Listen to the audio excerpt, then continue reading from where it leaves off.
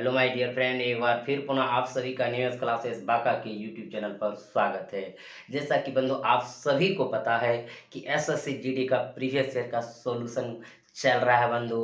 और अभी तक आपने जो पढ़ा 2011 का पढ़ा बंधु, 2012 का 22/4 2012 का प्रथम पाली का पढ़ा बंधु। आज जो आपका क्लास होगा वो होगा 22/4 का ही 2012 का ही होगा बंधु। लेकिन जो होगा वो क्या होगा, द्वितीय पाली का होगा। द्वितीय पाली का क्लास होगा हमारे मित्र बंधु। तो आप सब अंत तक बने रहे हैं, जिसमें कि मैथ का क्लास देखने को आपको मिलेंगे। बहुत ही अच्छे अच्छे सवाल भी देखने को मिलेंगे बंधु। तो पढ़ने से पहले जिस भाई बंधु ने हमारे चैनल को अभी तक सब्सक्राइब नहीं किए हैं वो सबसे पहले सब्सक्राइब कर दीजिए। साथ ही साथ सभी भाई बंधु लाइक और शेयर जरूर करें। तो देखते हैं बंधु, आज का जो सवाल रहने वाला है पहला किस प्रकार से रहता है। आज का पहला सवाल है, उन सभी अभाज्य संख्याओं का जो 17 से बड़ी नहीं है योगफल है। यानी भाषा जो कह रहा बंधु, अभाज्य संख्याओं का योग ज्ञात करना है। कहाँ तक? 17 तक। 17 से बड़ी नहीं होनी चाहिए। तो बंधु इसको आप समझेंगे कैसे? अगर आप अभाज्य संख्या के बारे में समझ गए, इसके बाद ये सवाल आसानी से बना लेंगे बंधु। अभाज्य संख्या यानी जिसको आप कहते हैं प्राइम नंबर। आखिर प्राइम नंबर बंधु क्या है, इनको जानना है। देखिएगा, प्राइम नंबर आप ध्यान देना है बंधु, भाषा पे हम क्या बोल रहे हैं कैसे समझेंगे। एक से बड़ी वैसी संख्या, कहाँ से बड़ी? एक से बड़ी वैसी संख्या जो एक से कटे और स्वयं से कटे उसे को प्राइम नंबर यानी अभाज्य संख्या कहते हैं। एक से बड़ी, तो बंधु एक से बड़ी कहाँ से स्टार्ट होगा? 2 से स्टार्ट होगा, एक से बड़ी है और एक से कट रहा है और स्वयं से कट रहा है। तो ये क्या हो गया? 2 हो गया बंधु, फिर 3 हो गया, फिर 5 हो गया, फिर 7 हो गया, फिर 11 हो गया, फिर 13 हो गया, फिर आप 17 लास्ट लेंगे। क्योंकि 17 से बड़ी नहीं है तो 17 तक तो ले सकते हैं मित्र बंधु। तो यही सब का क्या चाहिए? योग चाहिए। तो इसका कोई ट्रिक नहीं होता बंधु, इसको आपको जोड़ना ही पड़ेगा। तो बंधु समझ गए, प्राइम नंबर अभाज्य संख्या। प्राइम नंबर का अर्थ आपको बता दिए कि एक से बड़ी वैसी संख्या जो स्वयं से कटे और एक से कटे उसे प्राइम नंबर कहते हैं यानी अभाज्य संख्या कहते हैं। अब इनको जोड़ दीजिए बंधु। जैसे आपको जोड़ना है आपका जोड़ आसानी से हो जाएगा बंधु। देखिएगा, 7 3 10, 10 1 11, 11 7 18, 18 5 23, 23 3 26, 26 2 28 यानी 8। बचा कितना बंधु? 2। 2 1 3, 3 1 4, 4 1 5, तो क्या हो गया? 58 यानी 58। यानी उन सभी अभाज्य संख्या का योग 58 हुआ जो 17 से बड़ी नहीं है। जो लिखा हुआ 17 से बड़ी नहीं है। तो हमारा आंसर कितना हुआ बंधु? 58। जो आप कहाँ पे देख रहे हैं? दूसरा नंबर ऑप्शन पे देख रहे हैं बंधु। क्लियर हो गया? चलते हैं अगले प्रश्न की ओर। अगला प्रश्न टाइम एंड वर्क से है बंधु, ध्यान दीजिएगा सवाल क्या कह रहा है।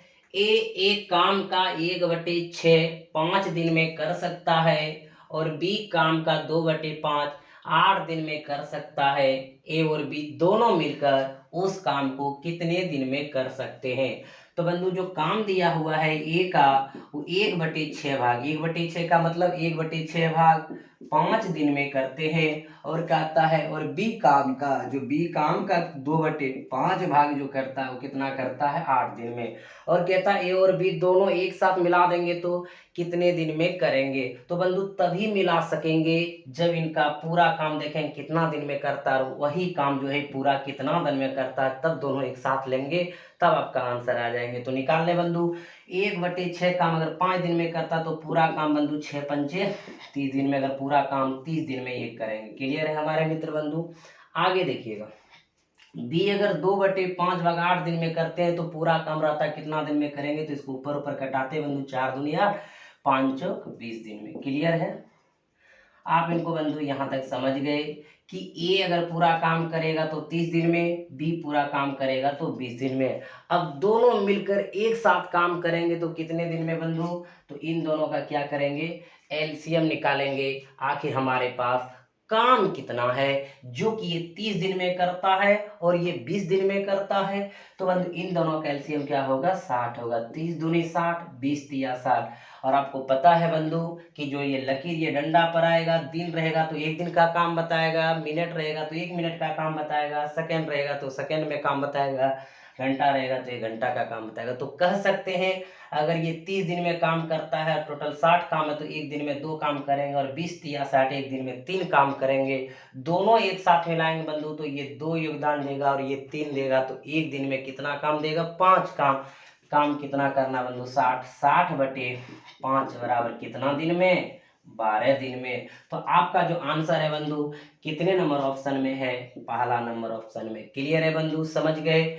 यहाँ तक किसी को दिक्कत अगर हुआ होगा तो कमेंट बॉक्स में आप कमेंट कर सकते हैं, अन्यथा थोड़ा सा एक बार फिर समझ लीजिए कि एक दिन में ये 2 काम, 30 दूनी 60, 20 तिया 60, और एलसीएम निकालते बंधु टोटल काम पता चलता है। तो टोटल काम 60 है, तो 30 दूनी 60, एक दिन में 2 भाग, 20 तिया 60 एक दिन में 3 भाग, दोनों एक साथ मिलेंगे तो 3 2 5 भाग एक दिन में। अगर एक दिन में 5 भाग काम करते हैं, 60 काम है, तो कितना दिन लगेंगे, 60 बटे 5, 12 दिन लगेंगे।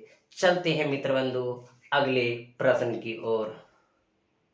अगला जो प्रश्न है बंधु सरलीकरण से है, ध्यान दीजिए क्या है।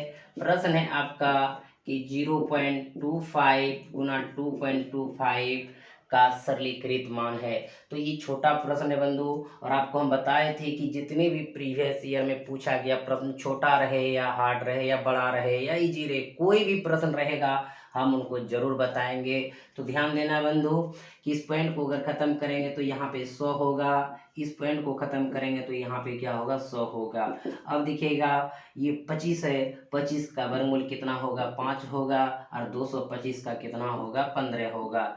और दो यहाँ भी 100 है, 100 का पेयर है तो 100 बाहर होंगे बंधु।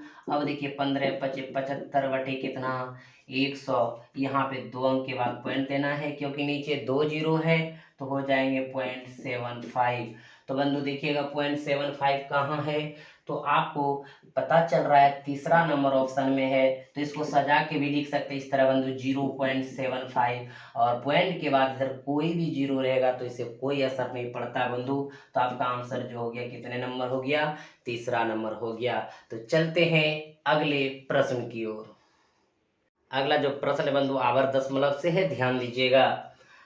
2.349 पर रेकरिंग का दशमलव भिन्न किसके बराबर है। ये 4 ऑप्शन दिया है, 4 ऑप्शन में से कोई एक आंसर होंगे। तो बंधु देखिएगा ध्यान से, आपका इस प्रकार सवाल नहीं छूटेगा। 2.349 पर रेकरिंग, इसको बंधु आप इस प्रकार भी एग्जाम में लिखा रह सकता है 2.349 पर, यहाँ पे भी बिंदा दिया रहेगा, यहाँ पे दिया रहेगा, तो ये भी रेकरिंग का ही अर्थ है। तो बंधु आप एक छोटा सा प्रॉपर्टी समझिएगा तब इसको बनाइएगा, बहुत ही मजा आएंगे बंधु। तो देखिएगा एक छोटा सा प्रॉपर्टी लेते हैं 49 पर रेकरिंग। तो सबसे पहले इसको कैसे लिखेंगे बंधु, तो देखिएगा जिस अंक पर रेकरिंग है उतना अंक पहले लिख दीजिए, जितने अंक पर रेकरिंग है उतना 9 बैठा दीजिए। 2 अंक पर रेकरिंग था, 2 को 9 बैठा दिया, आपका आंसर इतना हो गया। अगर बंधु फिर देखिए 4-3 इस पर भी रेकरिंग रहता तो क्या लिखते, जितना अंक है उतना लिख दीजिए, और जितने अंक पर रेकरिंग है उतना 9 बैठा दीजिए, ये तो हो गया। अगर इसी में थोड़ा सा समझना है 0.243, अगर बंधु इस प्रकार रहे और इस पे रेकरिंग रहे तो इसको कैसे लिखेंगे, तो जितना अंक है उतना लिखना है, एक ही बात है बंधु। अब देखिए जो अंक छूटा है उसको घटा देना, यही सिर्फ ध्यान रखना है, जो अंक छूटा है उसको घटा देना है। अब बाकी फिर वही काम करेंगे, जितने अंक पर रेकरिंग है उतना 9, और जो जितने अंक छूटा है उतना 0 कर देंगे। अब इनको हल करेंगे, 241 बटे 990 क्या हो जाएंगे बंधु, आंसर हो जाएंगे। अब देखिएगा एक छोटा सा और देख लीजिए 2438, और यहाँ पे बंधु रेकरिंग रहे तो इसको आप कैसे हल करेंगे। तो सबसे पहले जितना अंक है उसको लिखिए 2438, और जितना अंक छूटा है उसको घटा दीजिए 24, जितने अंक पर रेकरिंग है उतना 9 बैठा दीजिए, जितना अंक छूटा है उतना 0 बैठा दीजिए। आप सब बिल्कुल समझ गए होंगे। तो देखिए इसको हल करते हैं, 8 में 4 गया 4, 3 में 2 गया 1, यहाँ पे 4 2, और बंधु यहाँ पे कितना 99/00 हो गया, यानी इतना इसका मान हो जाएंगे। अब समझ गए बंधु। अब देखिए ये सवाल जो है आप इसको कैसे बनाएंगे, ध्यान दीजिएगा। यहाँ पे बंधु 2 पॉइंट है तो यहाँ पे हम प्लस दे करके पॉइंट इस तरह 3 4 9 पर रेकरिंग ऐसा लिख सकते हैं। ऐसा इसलिए लिख सकते हैं बंधु, अगर एक चीज आपसे पूछे कि 2 प्लस 0.49 रहे तो जोड़िए, कैसे जोड़ेंगे? तो बोलिएगा सर 2.49 ऐसा होगा। जब इस प्रकार को बंधु ऐसा लिख सकते हैं तो इस प्रकार को भी तो ऐसा लिख सकते हैं। क्लियर हो गया मित्र बंधु? कहीं कोई दिक्कत नहीं। अब देखिए इनको हल कर रहे हैं, ये तो हमारा अभी छोड़ दीजिए, जैसे का तैसे इसको उतारिए। 2 प्लस बंधु इसको आप इस प्रकार भी देख पाए हैं, यहाँ पे भी देख पाए, तो यहाँ क्या लिखिएगा 3 4 9। जो अंक छोटा है उसको क्या करेंगे? घटा देंगे। जितने अंक पर रेकरिंग है उतना ना बैठा देंगे, जितना अंक छोटा उतना शून्य बैठा देंगे। यहाँ तक तो आप पहुंच गए हैं। अब देखिएगा 2 प्लस, एकदम ध्यान देना है मित्र बंधु, इसमें कहीं कोई दिक्कत नहीं है। 9 में 3 गया 6, यहाँ 4, यहाँ 3/990। अब बंधु फ्रैक्शन का ले लीजिए जोड़। अब इनको आप जोड़ देंगे, जैसे भी आप कर सकते हैं। इसको आप एलसीएम लेंगे तो कितना होगा? 990 गुना करिए 0, 9 दूनी 18, 9 दूनी 18 19, यानी 1980 प्लस 346। अब इनको बंधु ऐड करना है। 6 8 4 12, फिर आप 9 3 12 13, उनके बाद बंधु आपका हो गया 1 1 2 2326/990। आप देख रहे बंधु जो आपका आंसर आया वो कितना आया? 2326/990, यानी कि 2326/990। और 2326/990 आपका कहाँ है बंधु? दूसरा नंबर ऑप्शन में है। आप इनको समझ गए। किसी भी भाई बंधु को अगर इस तरह के प्रश्न आपके एग्जाम में आएंगे तो आप इसको क्या करेंगे? आसानी से बना लेंगे। कहीं किसी को दिक्कत, कोई परेशानी? अगर परेशानी है तो एक बार फिर बंधु थोड़ा सा ध्यान देते हैं, आप समझ जाइएगा। इनको इतना लिखने में किसी को परेशानी नहीं हुआ होगा, क्योंकि 2 प्लस 0.349 देंगे, फिर पुनः इसको ऐड करेंगे, इतना होगा। हमने 2 का 2 रख दिए। आपको बताए थे कि यहाँ पे बंधु इसको हल किए तो जितना अंक है उतना लिखिए, जितना जो अंक छोटा है उसको घटाइए। उनके बाद जितने अंक पर रेकरिंग है उतना ना दीजिए, जितना अंक छोटा है उतना शून्य बैठाइए। यहाँ पे इसको यहाँ रहने दिए। अब इनको हल किए तो 346, 349 में 3 घटाएंगे 346/990। इनका बंधु इधर 1 मान के 990 का एलसीएम हुआ। इनको गुना किए तो 980 प्लस 346, तो जोड़ दिए 6 8 4 12, 9 3 12 13, 1 1 2 2326/990। आपका ऑप्शन यहाँ पे है, आंसर क्लियर हो गया। तो बंधु चलते हैं अगले प्रश्न की ओर। अगला प्रश्न है, एक दुग्ध विक्रेता के पास 21 लीटर गाय का दूध है, 42 लीटर टोन दूध है और 43 लीटर डबल टोन दूध है। यदि वह उन्हें टीन के डिब्बों में इस प्रकार पैक करना चाहे कि हर डिब्बों में उतने ही लीटर दूध हो और किसी भी 2 तरह के दूध को एक डिब्बे में मिलाना ना चाहे, तो डिब्बों की अपेक्षित न्यूनतम संख्या है। यानी कितने ऐसे डिब्बे होंगे जो तीनों प्रकार के दूध को रख सकेंगे और एक दूसरे से मिलाना भी ना पड़े और सब में समान हो। तो बंधु ध्यान दीजिएगा, गाय का जो दूध है एकदम समझना है वो 21 लीटर है।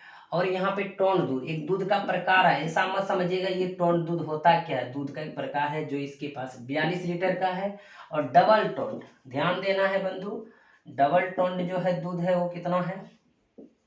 वो 63 लीटर का है। यानी एक विक्रेता के पास 21 लीटर का है, 42 लीटर का है और 63 लीटर का है। और कहता है वो टीन के डिब्बों में, देखिए उन्हें टीन के डिब्बों में इस प्रकार पैक करना चाहे। यहाँ पे कितने प्रकार से डिब्बे हैं जो कि पैक करना चाहेंगे, तो वो सब एक तरह का डब्बा है, लिखा हुआ है। कहना चाहिए कि हर डिब्बों में उतने ही लीटर दूध हो। आखिर उसके पास कितना डिब्बा है यही ज्ञात करना है और सब में समान दूध हो। जितना लीटर पहले डिब्बा में हो, दूसरे में हो, तीसरे में हो, चौथे में हो, पांचवें में हो, छठे में हो, जो आपका ऑप्शन है उसमें से एक आंसर ही होगा। आखिर वैसे कितने डिब्बे हैं आपको यही ज्ञात करना है बंधु।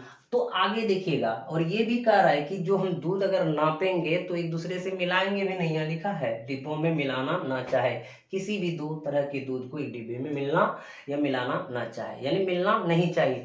आखिर कितने डिब्बे होंगे? तो बंधु यहाँ से हम इसको कैसे समझेंगे? हम ऐसे देखने के बाद कह देंगे इसका एचसीएफ निकालें। आखिर आप एचसीएफ क्यों निकालेंगे? तो बंधु एक तरह का माप हो, वह माप जो इसको भी भाग कर दे, इसको भी भाग कर दे, यानी इसको भी नाप दे, उसे क्या कहते हैं? एचसीएफ कहते हैं। और एचसीएफ का परिभाषा कहता है वो बड़ी सी बड़ी संख्या जो दिए गए सभी संख्याओं को विभाजित कर दे, वो एचसीएफ कहलाता है। उसी प्रकार बंधु एक वैसा माप जो इसको भी माप दे, इसको भी माप दे, इसको भी माप दे, वो क्या होगा? एचसीएफ होगा।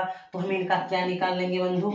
एचसीएफ निकाल लेंगे। तो 21, 42, 63, एचसीएफ का मतलब कॉमन, कॉमन का मतलब उभयनिष्ठ, यानी देखिए 21 दूना 42, 21 या 63, यानी इनका 21 जो होगा एचसीएफ होगा। यानी 21 लीटर वह माप होगा बंधु जो इस डब्बे के भी दूध को माप देगा, इसको भी माप देगा, इसको भी माप देगा। आखिर डिब्बों की संख्या कितने होंगे? तो देखिएगा बंधु डिब्बों का जो संख्या होगा उसको निकालना है, डिब्बों की संख्या। यहाँ तक तो बंधु समझ गए कि 21 लीटर वाला डब्बा से अगर मापेंगे तो ये भी दूध मापा जाएगा, ये भी मापा जाएगा, ये भी मापा जाएगा, और मिलेगा भी नहीं। यानी वही सामान जिसको भी भाग कर दे, इसको भी भाग कर दे, इसको भी भाग कर दे, वही तो एचसीएफ होता है। आप समझ गए बंधु। अगर देखिएगा 21 लीटर वाला डब्बा से अगर मापेंगे तो गाय के दूध मापने के लिए जाएंगे तो कितने बार में मापेंगे बंधु? ध्यान देना है, 21/21 से भाग देंगे तो एक डब्बा यहाँ जरूरत पड़ेगा बंधु इस दूध को मापने के लिए। और इस डब्बा इसको ये दूध जो मापने के लिए कितने डब्बा पड़ेंगे? 42 लीटर है टोटल, और 21 लीटर से माप रहे तो 2 डब्बा की 2 42 बंधु। यहाँ पे हम डायरेक्ट भी लिख सकते हैं लेकिन लिखे नहीं कि आप इसको समझे। और यहाँ 63 लीटर का डब्बा का दूध है और हमको मापना है 21 लीटर में, तो किसे क्या करना? भाग देंगे बंधु। अब आप यहाँ पे देख पा रहे हैं कि यहाँ पे जो होगा एक डब्बे की जरूरत पड़ेगा, 21 से 21 कटा दिए बंधु। यहाँ पे 21 दूना 42 2 डब्बे की जरूरत पड़ेगा, 21 या 63 3 डब्बे की जरूरत पड़ेगा। यानी कह सकते हैं जब 21 लीटर वाला गाय का दूध मापेंगे और 21 लीटर का हमारे पास कॉमन डब्बा है तो यहाँ एक ही डब्बा जरूरत पड़ेगा। 21 दूना 42 2 डब्बा का यहाँ जरूरत पड़ेगा, तब जा करके हम 42 लीटर दूध इसका माप सकेंगे। और बंधु यहाँ पे जो है 21 या 63 यानी 3 डब्बा का जरूरत पड़ेगा। टोटल 3 2 5 कितने डब्बा का जरूरत पड़ेंगे? 6 डब्बे का जरूरत पड़ेंगे, जो ऑप्शन नंबर दूसरा में है। यानी 6 डब्बा रहेंगे तो दूध एक दूसरे में मिलेगा भी नहीं और सबको समान मात्रा में माप करके भी बंधु रख देंगे। क्लियर हो गया? तो इस तरह के प्रश्न बहुत इंपॉर्टेंट रहता है बंधु, तो आप इसको अब बना लेंगे। चलते हैं अगले प्रश्न की ओर। 100 और 600 के बीच 4 तथा 6 दोनों से भाज्य पूर्णांकों की संख्या है। यानी बंधु इसका अर्थ है कि 100 और 600 के बीच कितनी ऐसी संख्या है जो 4 तथा 6 यानी दोनों से कट रहा है।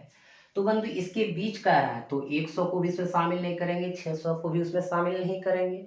और 4 और 6 से कटने का अर्थ है बंधु, इसका अर्थ कैसे समझेंगे? तो इसका सबसे पहले एलसीएम निकालेंगे, यानी इन दोनों अंक के बदले एक अंक हमको लाना है। तो एक अंक कैसे लाएंगे बंधु? तो सबसे पहले 4 और 6 का एलसीएम क्या होगा? 12। यानी 12 से अगर कटेगा तो निश्चित है 4 और 6 दोनों से कटेगा। तो हम कह सकते हैं 100 और 600 के बीच कितनी ऐसी संख्या है जो 12 से कट रहा है, और 12 से कटने का अर्थ है 4 और 6 से कटना। अब बंधु अब देखिएगा आपको कहाँ से 100 और 600 के बीच लेना है, यानी इसको भी इन्वॉल्व नहीं होना चाहिए, इनको भी इन्वॉल्व होना नहीं चाहिए। तो बंधु इसे डायरेक्ट आप कैसे बनाएंगे, कैसे सोच लेंगे कि इतना ही संख्या होगा? तो इनका एक तरीका है कि बंधु यहाँ पे हम सबसे पहले ज्ञात करें 1 से लेकर के 600 तक कितने ऐसी संख्या है जो 12 से कट रहा है, यानी 4 और 6 से कटने का अर्थ है 12 से कटना। और ये भी ज्ञात करेंगे कि 1 से लेकर के 100 तक में कितने ऐसी संख्या है जो कि हमारा 12 से कट रहा है। तो इतना निकाल लेंगे, 1 से लेकर के 600 तक के निकाल लेंगे, 600 के बीच तक का निकाल लेंगे, बाकी इसको घटा देंगे तो इतना मान आ जाएगा मेरा। ये आसान तरीका है। तो बंधु देखिएगा यहाँ पे जो आपका लास्ट में दिया रहे इतना से भाग देंगे तो ये पता चल जाएगा कि यहाँ से लेकर के यहाँ तक में कितनी ऐसी संख्या है जो कि 12 से कट रहा है। तो 600 में अगर हम 12 से भाग देते हैं तो 12 पंचे 60 यानी 50 आता है। तो बंधु यहाँ पे 600 तक लेंगे तब 50 को होगा, लेकिन इनके बीच कह रहा है, इधर कह रहा है, यानी इससे पहले ही कह रहा है, तो एक इसमें घटा देंगे बंधु, क्योंकि एक बार यहाँ तो आपको जो भाग लगा उनसे पहले लेंगे तो एक बार कम भाग लगेगा, तो एक घटा देंगे, कितना हो जाएगा 49। तो कह सकते हैं 1 से लेकर के 600 के पहले वाली संख्या 49 वो ऐसी संख्या जो किससे कट रहा है, 12 से कट रहा है, यानी 49 वो ऐसी संख्या है। अगर 600 तक करते तो 50 होता, 600 तक लेना नहीं है, 600 के बीच लेना। अब बंधु यहाँ तो 49 आ चुका है, अब यहाँ से यहाँ तक बात करना है कि 1 से लेकर के 100 तक में कितने ऐसी संख्या जो 12 से कट रहा है। तो 100 में भी 12 से भाग देंगे, 12 96, 12 से भाग दिए 12 96, यानी 8 गो ऐसी संख्या है बंधु कि 1 से लेकर के 100 तक, यानी 100 के पहले इधर 8 गो है और यहाँ से यहाँ टोटल 49 गो है जो 12 से कट रहा है। अब देखिए 1 से लेकर के 600 के पहले कितना 49, और यहाँ से इसको घटा दीजिए तो कितना 8 घटा देंगे तो 49 में 8 गया कितना बंधु 41 हो गया। तो आपका कितना नंबर ऑप्शन पे, तीसरा नंबर ऑप्शन पे 41 है। क्लियर है, समझ गए। एक बार और समझिए, सबसे पहले 1 से लेकर के 600 तक दिखे 50, लेकिन 600 लेना नहीं था, उनके पहले लेना था, तो एक बार भाग कम लगेगा तो 49 गो हुआ। 1 से लेकर के 100 तक में देखे 12 96, यहाँ तक 96 में 8 गो आया, तो बंधु 49 में 8 को घटा देंगे तो यही वाला मान निकलेगा ना, तो आपका मान कितना हो गया 41 हो गया। क्लियर है, समझ गए। तो चलते हैं बंधु अगले प्रश्न की ओर।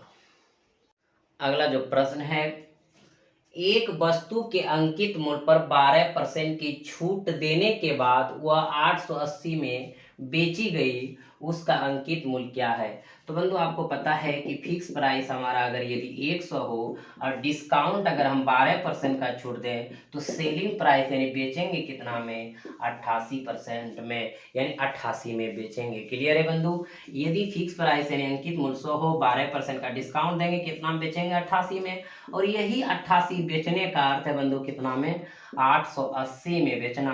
कहता है उसका अंकित मूल्य है, तो अंकित मूल्य कितना है बंधु 100 है, तो 100 बराबर 880 बटे 88 गुना 100, 10 बार में कैंसिल, कितना हो जाएंगे 1000 हो जाएंगे। और आप देख पा रहे हैं कि 1000 जो है आपका तीसरा नंबर ऑप्शन में है।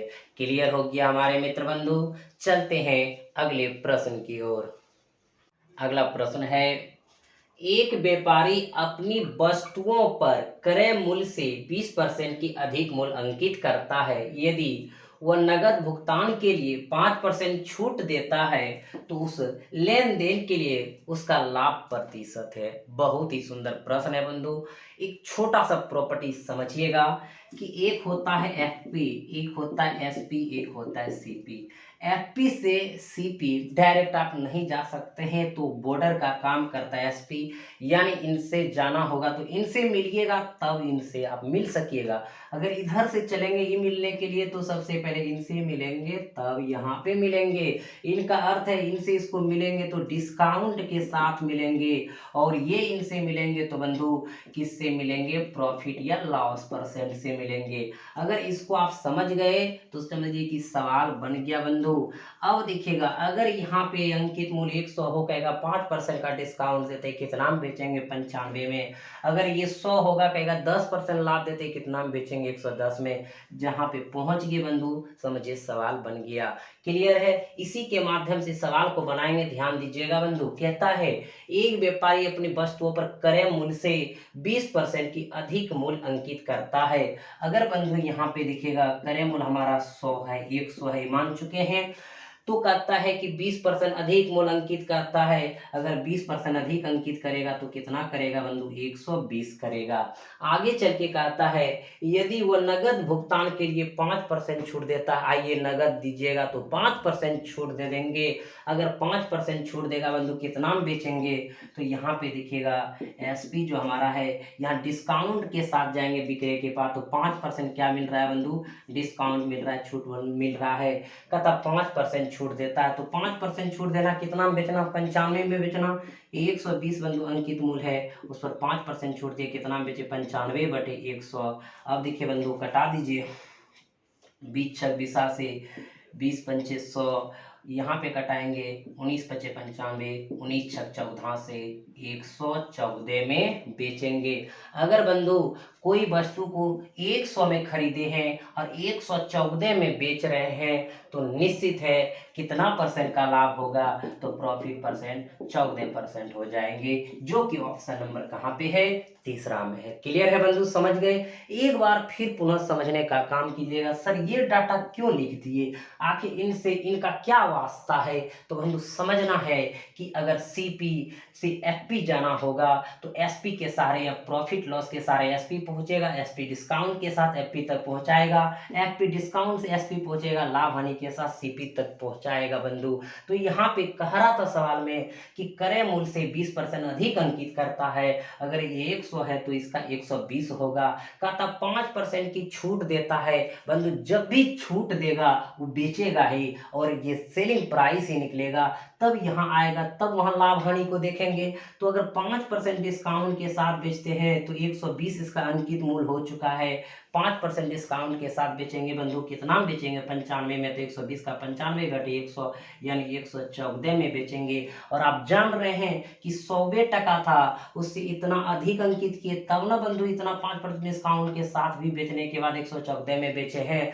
आप ही बता दीजिए, अगर 100 में खरीदे हैं 114 में बेचेंगे तो कितना परसेंट का लाभ होगा, 14% का लाभ होगा। क्लियर हो गया बंधु? तो चलते हैं अगले प्रश्न की ओर। अगला प्रश्न है, ध्यान देना हमारे मित्र बंधु। कहता है ए बी और सी एक काम को अकेले अकेले क्रमशः 10 दिन 12 दिन और 15 दिन में पूरा कर सकते हैं। यदि वे एक साथ मिलकर काम करना शुरू करें तो काम पूरा करने के लिए अपेक्षित दिनों की संख्या है। तो बहुत ही इजी प्रश्न है बंधु। आखिर ये 10 12 15 दिन में करता है तो कहीं ना कहीं काम होगा तभी तो करता है। तो बंधु काम कितना होगा, सबसे पहले ये निकालेंगे। ये जो क्रमशः का मतलब पहले का पहला, दूसरा का दूसरा, तीसरा का तीसरा। ए करता है 10 दिन में, बी करता है उसे 12 दिन में, सी करता है उसे 15 दिन में। बंधु ये तीनों का एलसीएम बताएगा टोटल काम, और तीनों का एलसीएम होगा 60। 10 छक 60, 12 पंचे 60, 15 चौकी 60। इससे ये पता चला कि ये जो एक दिन में 6 काम करेंगे, बी एक दिन में 5 काम करेंगे, सी एक दिन में 4 काम करेंगे। और तीनों जब एक साथ मिलेंगे 6 5 11 4 15 काम एक दिन में कर देंगे। काम करना कितना, 60। 60 एक साथ मिलेंगे बंधु तो 6 5 11 4 15, एक दिन में 15 काम करेंगे। काम करना ही कितना है, 60। तो 60 बटे 15 बराबर कितना दिन में कर देंगे, 4 दिन में कर देंगे, जो ऑप्शन नंबर कहाँ पे है, तीसरा पे है। क्लियर हो गया बंधु? आप सब समझ गए तो बहुत अच्छा लगा होगा। अगर ये वीडियो बंधु तो लाइक और शेयर जरूर कर दीजिएगा और साथ ही साथ सब्सक्राइब भी कर दीजिएगा। तो आज का जो क्लास है हमारे मित्र बंधु इतना ही रहेंगे। बाकी आपके क्लास के साथ जो मिलेंगे नेक्स्ट डे मिलेंगे। तब तक आप सब हंसते रहिए, मुस्कुराते रहिए। जय हिंद।